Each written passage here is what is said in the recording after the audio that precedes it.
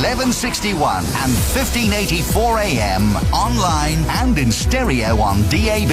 Tayside and Fife's Tay AM. The headlines this hour: Scots alcohol consumption increases, tributes paid to Speaker's sister, and call for Dundee Mail Office reprieve. Good afternoon. Scots are drinking 20% more alcohol than people in England and Wales. People are increasingly drinking at home, with the biggest sales rise in wine. The government claims that alcohol abuse costs the Scottish economy more than £3.5 billion a year. Lib Dem leader Willie Rennie says tackling booze is one of the biggest problems in Scotland today. Too many people drink too much alcohol too often, and we really need to get to grips with this. That's why we are supporting the SNP's plans to tackle Scotland's booze culture. I mean, there's many different things we're going to have to try, but we've got to try something because the situation is so desperate. Tributes are being paid to the sister of the Scottish Parliament's presiding officer. Maureen Brown died in a house fire in Fife on Monday. The Speaker, Mid-Scotland and Glenrothes MSP Tricia Marwick, is said to be devastated by the loss. Fife Fire and Rescue say there are no suspicious circumstances surrounding the blaze in Dunfermline, although Fife police say they're investigating.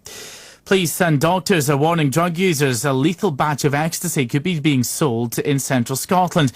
A 17-year-old boy from the Forth Valley Health Board area died on Monday after taking the drug. They're warning people to watch out for pink pills. A ceremony will be held in Wootton Bassett later to mark the end of military repatriations through the town. The bodies of 345 service personnel have been driven through the streets there during the last 4 years. Assistant Standard Bearer Dave Sohan says the voluntary ceremonies have had a huge effect on the residents. You can actually feel the respect in the air. When the bell tolls, within 5 or 6 peals of that bell, this town goes absolutely silent. Birds even refuse to sing. A court's heard how a Perth prisoner died in hospital the day of his 36th birthday.